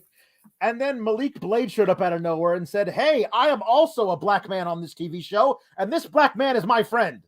And it just felt like, have we ever seen them interact together? It just felt very odd. They were like, look at us. We're both friends now all of a sudden. And it just felt very odd. Like there was nothing to connect them before this moment.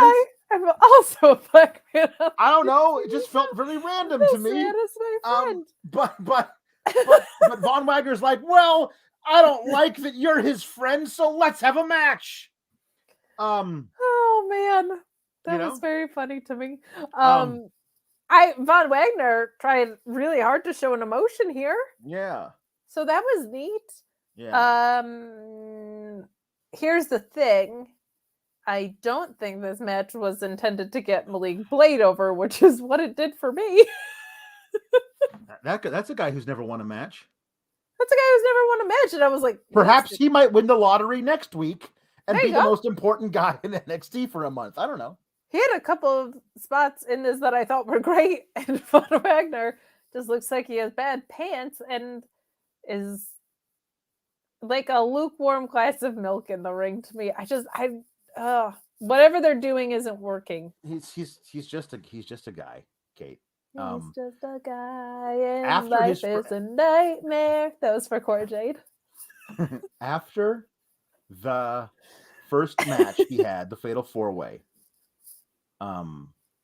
it just was like, oh, why is this guy in this Fatal 4-Way for the title? Like he's just a guy. I've never seen him before. He's just a guy. And then there was like reports out of like Meltzer was like saying that like, oh, Vince sees him as a future WrestleMania main eventer. What? And like nothing he's shown since then has given me any confidence that either that Vince could possibly be right about that, or that Meltzer wasn't completely talking out of his ass. Because I know there's no way anybody could look at this guy and go, "Yeah, future WrestleMania main eventer." Like, well, yes and no. I mean, I don't know what is in Vince McMahon's. Vince McMahon just might look at anybody who's like 6'1" and taller and be like, WrestleMania main eventer. But he also did not like Von Wagner standing there on SmackDown. I also read, so who knows? But you know, in Von Wagner's defense, he was like in this Fatal 4-Way, and then went camping with Kyle O'Reilly, and then hated Kyle O'Reilly, and now wears bad pants. This has been his trajectory. I mean, here's the thing that we should have done. We should. Again, they have no planning whatsoever. None. The thing that we should have seen is we should have seen Kyle O'Reilly laid out in the locker room, and he doesn't know who hit him. But the guy who found him was Von Wagner, and he says that he ran off some people who were wearing like ski masks or whatever, who jumped him or whatever. We never find out anything. They kind of let this go by the wayside. And then we find security footage of the guy who actually came in and clocked Kyle O'Reilly in the back of the head all those months ago was Von Wagner. Like he was the one who took Kyle O'Reilly's spot. And then he was like, let me see how much I can learn from this guy before he's of no use to me anymore. Like, at least you could like make him seem like he's intelligent. I mean, I know he's not, but like try and give him some kind of arc or whatever, but then they'll never do that. Sean Blanford says, it's telling about your new crop of superstars when Waller and Van Wagner are de factos in your top 5. It is true. Yeah, it's not, I don't think Von's still there. I think they've definitely bumped him down the card. He does not seem like a guy who's anywhere close to a title program with anybody.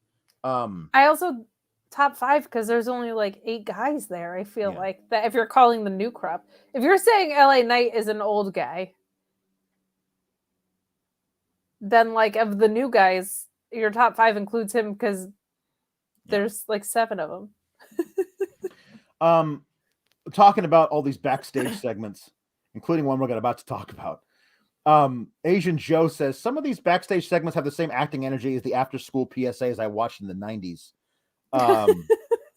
There was another one where Solo Sikoa is walking backstage and he's jumped by Boa, who takes him out, and he's got the face paint on, right? And then he turns and takes out the cameraman. And then a second camera is like run up to the scene, and the camera looks at Solo Sikoa and then looks up at Boa, who doesn't have the face paint anymore. It's magical face paint. It only shows up when he's the evil version of himself. They are doing a version of this story currently on Raw with Damian Priest, who's got an alter ego. Like, at least there, he doesn't look different, but it's basically like, and Boa is like looking around like, what happened? Where am I? Did I do this? Who am I? Like, I don't think this is going to work. I respect the ambition, but this is not a thing that's going to work. No. I don't have much more to say than that. There's nothing more. Look at what we just did. It's like Lily, but with face paint. Like that, we've seen it. We've seen it fail before. Yeah. We've seen it work and be tired before with like Kane and stuff. It's just no. So we get our Io and Kaylee Ray versus Raquel and Cora match. Cora has a new Skater Boy theme song. She's got a tiny skateboard. Sean Blanford talks I got about, a tiny skateboard. Now, I said that I think that Cora Jade has a lot of potential. She's not there yet. But Sean Blanford reminds me, but she has a tiny skateboard, Alex. Gah! So true. So that's a really good point. Cora Jade has very much her main energy is basically, but Dad, like that's basically her energy. I don't know. I think I was supposed to go to Hot Topic. I don't think that. I disagree with that. She I think thinks she's scrappy. No, it's not Hot Topic. What was the skater store? Journeys or Zoomies. Do you ever have a Zoomies? Zoomies. When my little brother was into skateboarding, he would live at the Zoomies at our local mall. Oh my gosh, I got skate shoes even though I didn't skate there, but they were just cute. But they were not comfortable because they were flat because they belonged on a skateboard. This match pink and white and black. This match was fine. Okay, this match was fine. It was okay. It was okay. I was, as I said, I was openly rooting for Io and Kaylee Ray to get the title shots. I wanted it. Buster's over it. He wasn't into it. Neither was I at the end. Yeah, he was like, I'm out. Peace. Because he knows what we're about to talk about. Yeah. Raquel accidentally backs up into Cora Jade, who is now the legal person. Like she backed up into her, and Cora Jade kind of inadvertently tagged herself in after a big Chingona bomb on Kaylee Ray. And then Raquel's like, why are you tagging yourself in? Like, no, it doesn't matter which one of you pins anybody, because you just need to make sure that one of the two of you pins somebody, because then both of you get title shots next week. Why are you arguing with each other? And Cora Jade, to her credit, points out, hey, you might want to turn around and catch Io Shirai is about to do a crossbody to the back of your skull. And so then she picks her up and she tosses her out. And then she gets really upset. Oh no, then she like, why are you pinning? That's my pin. I'm supposed to pin Kaylee Ray. No. And then Kaylee Ray gets a distraction roll up, and I was like, oh my God, they're gonna do this. They're gonna have them not be able to coexist after all, which is gonna cost them their title shots and maybe begin a thing for the two of them to do outside of the title picture for a month. Nah. No. I mean, they will at the title match next week. They're going to do that, because then Raquel stops Cora Jade from being pinned by rolling her into position where she's pinning Kaylee Ray. And then she's angry at Cora Jade for getting the pin that secured her a title match next week. None of this makes sense. None of it. Boo to everything about the end of this main event. Boo to it, I say. Boo to it! Yeah. That's why Buster just left. It makes no sense. I didn't want them to go over anyway. I also think maybe we don't get an immediate payoff there, because I wonder if Dakota Kai is the one that costs Raquel and we reignite that. Oh, God. Just gonna throw that out there. I wouldn't hate that. But yeah. The match was fine. The booking of it was stupid from the coexist angle. The booking of it was stupid from who went over, in my opinion. I think it's way more interesting to have 3 champions in the match. I think that would have been cooler. I think Io is probably your best bet to give Mandy Rose a good match. So I think that would have been smarter. I would also have popped for Kaylee Ray just beating the absolute dog shit out of Mandy Rose for a while and Oh, seeing what happens with that. Yep. Yeah, I think that would have been great. I don't know. And then I think Io could have made Mandy look good, and I think Kaylee could have made Mandy look bad in a good way. Mandy having to somehow scrape and claw her way to like secure a victory over a mad woman like Kaylee Ray would be great if you wanted to actually, I don't know, if you wanted to in any way legitimize Mandy Rose, maybe it would be good to have her win some matches against really top talent without having to cheat to do it. I don't know. And the coexist thing is played out to the point where they make fun of itself. And then now you're making coexist, which can actually be good. It doesn't make sense when you're the goal is to get to a triple threat. Yep. And now you're getting mad at who gets the pin? It makes no fucking sense. And there's nothing personal between them. Like, there's no like, oh, I'm so irate with Io Shirai that I have to get the pin because it's as much about beating her up. That's not there. No, none of it. That's not part of this. No, it's bad. Cyclops is better than Wolverine. Says Raquel sucked as champ and Mandy Rose is worse. I miss Io. I think I was fooled a little bit into being like a Raquel guy a year ago. That the New Year's Evil last year, that Rhea Ripley and Raquel match was so great that I was like, yeah, sure, belt her up. Let's do this. Because I loved Rhea so much and did not realize how great Rhea made Raquel look. And I don't think her run as champ was great because they didn't really know how to book her. She was like faced and she was healed, then she was faced and she was heel. Like it didn't make I don't think she was a bad champion. I think that's on her booking. I also think that her reign wasn't. Whenever I say her reign was bad, I never blaming the person. I'm blaming just how they presented her. It just didn't work. The super chat seemed to not be a fan of her though, and I think that the bar was just so damn high going into that, and I think Raquel was very much made in the chase to the belt. So I get it, because I don't think she's as good as many of the champions that came before her, but I think she's still very, very good, and I think she could do a lot of really good things on the main roster if they would ever call her the fuck up. Yeah. James Nepper says, NXT, there's a 2, there's an O, but where's the point? That's good. That's a t-shirt, pal. You should make that. That's a t-shirt right there. Yeah.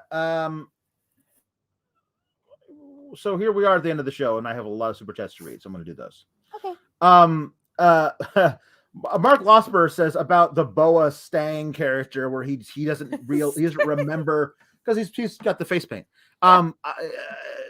Given how horrible all spooky gimmicks go in 2021, seemingly, will the Undertaker get over in today's environment, even if booked competently? No. There's no way we would go for zombie funeral director. Not a chance anybody would go. Like, there'd be a certain subsect that would go for that, and the grand majority would think those people are nerds. So, you know, I don't know. It's too bad. Taker was kind of the first to make it work to that level of success. But like American Badass Taker would have worked. Yeah. Imagine Ricardo Illo says, imagine the matches AJ could have had in NXT. AJ versus Finn versus Cole versus Ciampa versus Kushida versus I'll add versus Gargano. There it is. We never got a chance to see AJ Styles versus Gargano. Nope. Never. That is a travesty that we never got a chance to see AJ Styles versus Gargano, because my God, would that have humped. But no, we don't get that. We're gonna get Grayson fucking Waller. Then I think that's the thing. Could you imagine AJ Styles and Cole in NXT? Yeah. No, all of it. We at least we got AJ versus Finn on the main roster in that weird TLC show, which wasn't supposed to happen, but ended up being a really good match. Mark Losper says, do you remember when we dreamed of stuff like AJ versus HBK? We went from that to him feuding with this B-grade Miz from NXT. Screw this company. Well, I definitely agree with all of those things. The Nerd Guru says NXT 2.0 is like when you stopped believing in Santa. For so long, NXT 1.0 Santa gave us great takeovers and TV gifts. Now your uncool parents do it badly. It's like when you're 13 and they're like, oh, hey, I think I see something back there behind the tree from Santa. Is that what you've been looking for? Like, no, it's not. I don't want this. He's still real to me, damn it.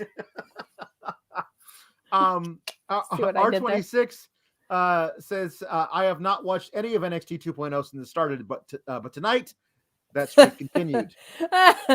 Stardom has a pay-per-view in the morning. I didn't want to watch bad wrestling before that, which I'm sure NXT 2.0 produced tonight. Have a great show. # Team KLX. Thank you, R26, for your humper chats. Hold on. We got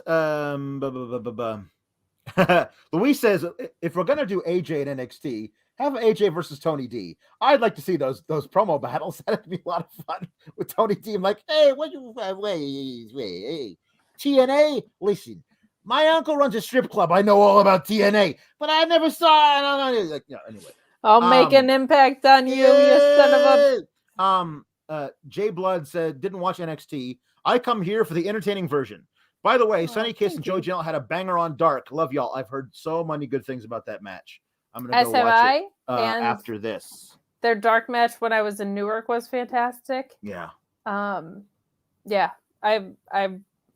That feud and Diamante and Swole, I wish had gotten paid off on television. Yes. We got see here. Mark Losper says, on the extremely narrow plus side, these are perfect conditions to live up to the Sour Graps name. I am so glad I haven't given WWE money in forever. Me either. Yeah. I used to buy merch every holiday season because everything would be super on sale. It's been years since I did that.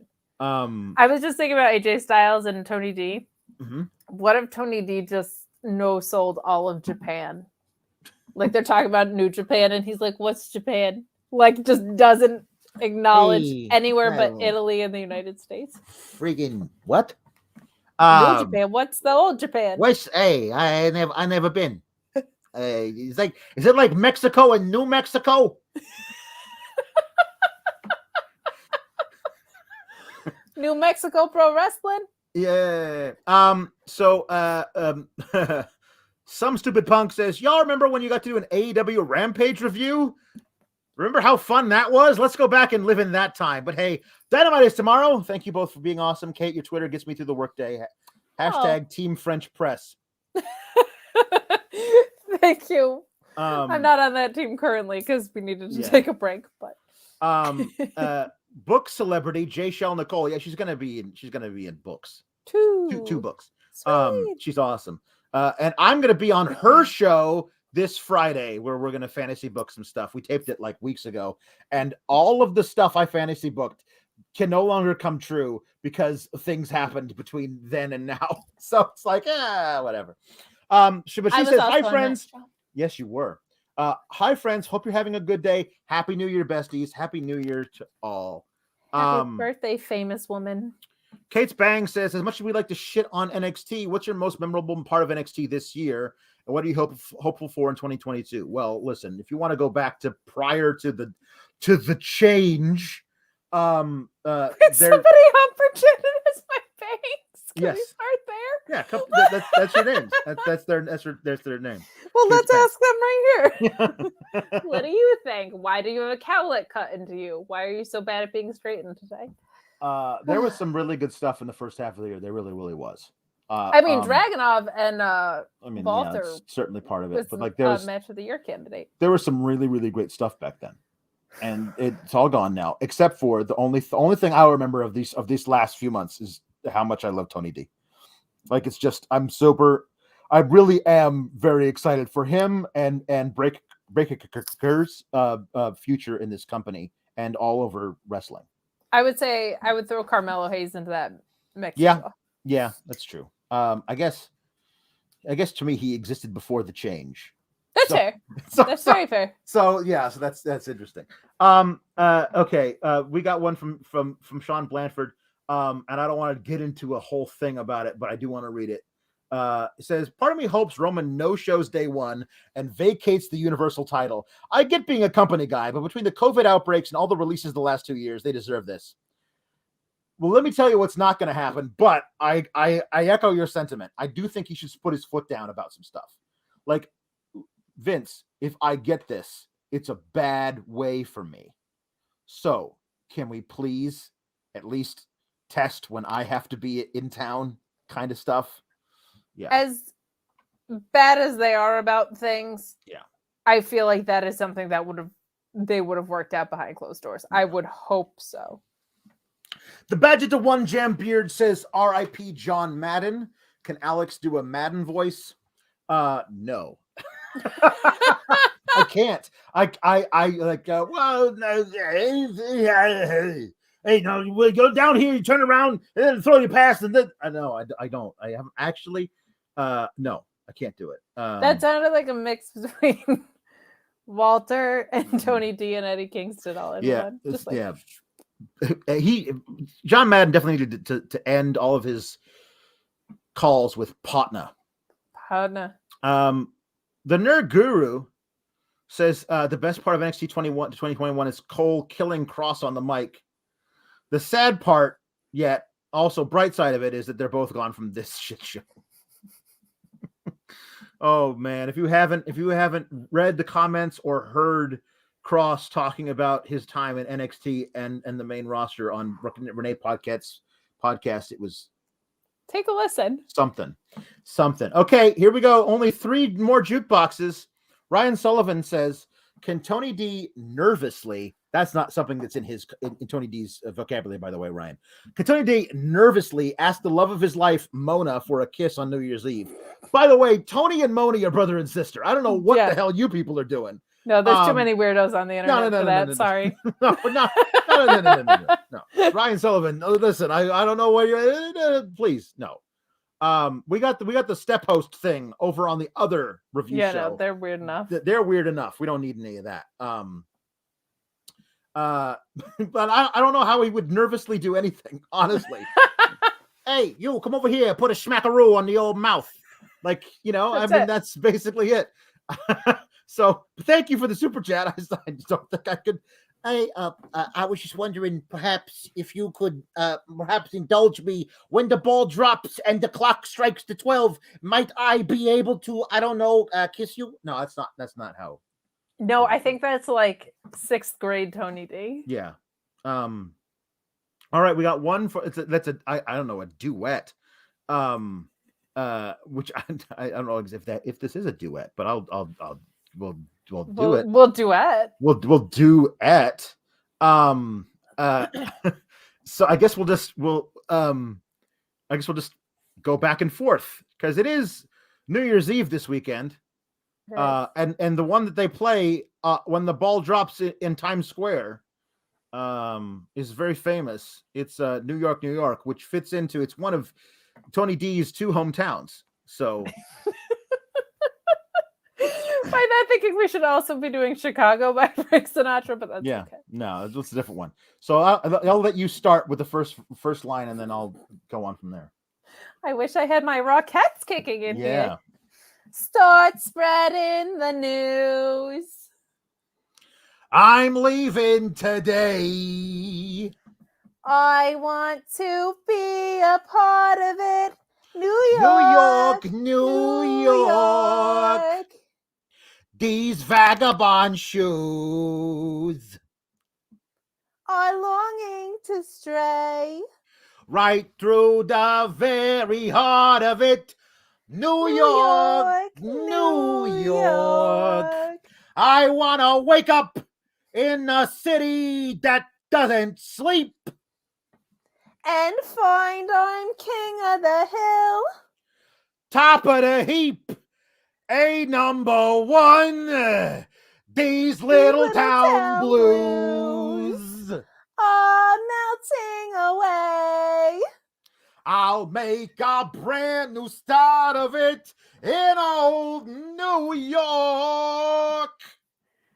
So not gonna lie, we're gonna stop there. Yeah. But on the lyrics, it says like verse 1 and then it says hook.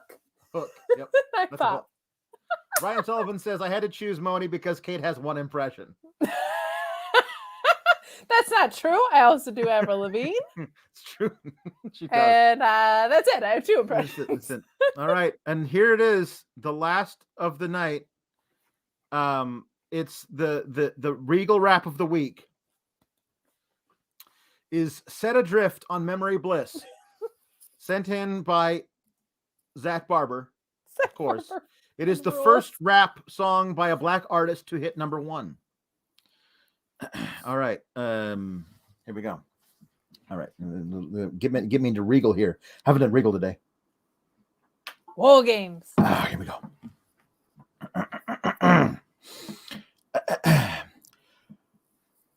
The camera pans the cocktail glass. Behind a blind of plastic plants, I found the lady with the fat diamond ring. Then you know I can't remember a damn thing. I think it's one of those deja vu things, or a dream that's trying to tell me something. Will I ever stop thinking about it? I don't know. I doubt it. Subterranean by design. I wonder what I would find if I met you. Let my eyes caress you until I meet the thought of Miss Princess Who. I often wonder what makes her work. I guess I'll leave that question to the experts.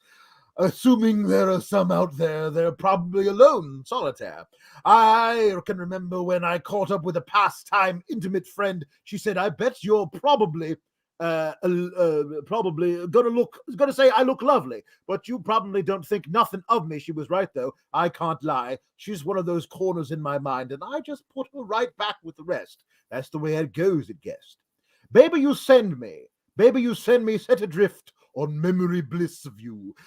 Baby, you send me set adrift on memory bliss of war games. Mark Losper says, I love this show. What wrestling product will we all gather around when NXT gets inevitably canceled during a Vince fit about pies or something? It's so sad that super chat seems so plausible. Well, since we have a couple of minutes to kill and we like to drive Sean crazy. Yeah. Any NXT resolutions you would like to see for next year? Whatever they call the unification of North American and thing. Tony D's got to hold it. He's got to be a mid card. He's not. I don't think that they see him as a top of the heap thing, but he can definitely like hold that.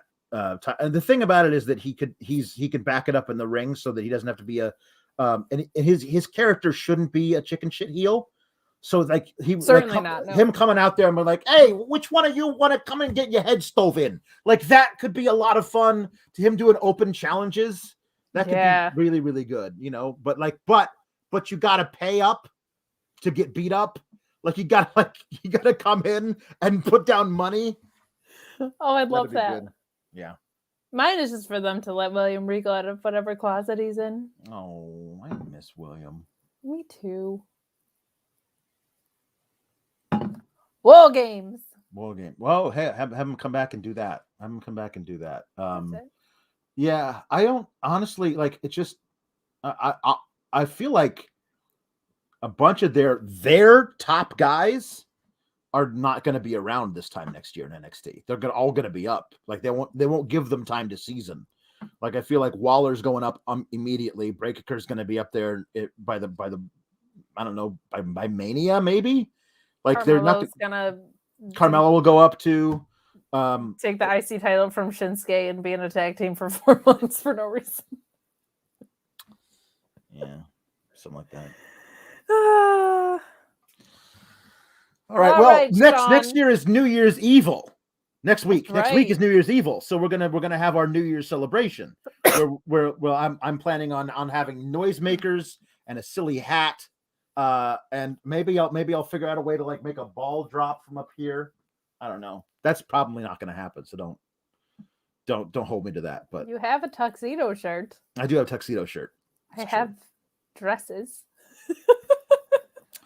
Anyway, where can they follow you, Kate? You can follow me at Kate on Deck IC. You can catch me every Tuesday here. Losing my mind with this guy after being cracked out on coffee the entire night before. Wednesdays at the Mark Order Pod, talking all things All Elite, and Fridays doing AEW Rampage and SmackDown with Sean Ross Sapp, except for when it's Christmas and New Year's Eve. When it's Christmas, it's me and this guy. When it's New Year's Eve. New Year's Eve is nothing because it's nothing. Although it is Rampage. I don't know. Maybe I'll do a special a New Year's Eve Rampage edition. I don't know, probably not. You can follow me on the Twitter at Alex Sourgraps. Raw review late at night on Mondays. SmackDown review when there is a SmackDown, probably on Saturday. Also, I have a shirt. Buy my merch. Sourgraps shirt. Shop.fightful.com. Look at that amazing logo. It's beautiful. Yeah, do that. And give plenty of time to get it for your sweetheart for Valentine's Day. So it's true. Little early Valentine's Day gift. Thanks everybody for hanging out. At this point, I'm just taunting Sean. We're just killing minutes now. No, we don't need to do that to him. Good night, everybody, and stay cool. Good night, everybody. Keep cool, Gabagool. And also with you.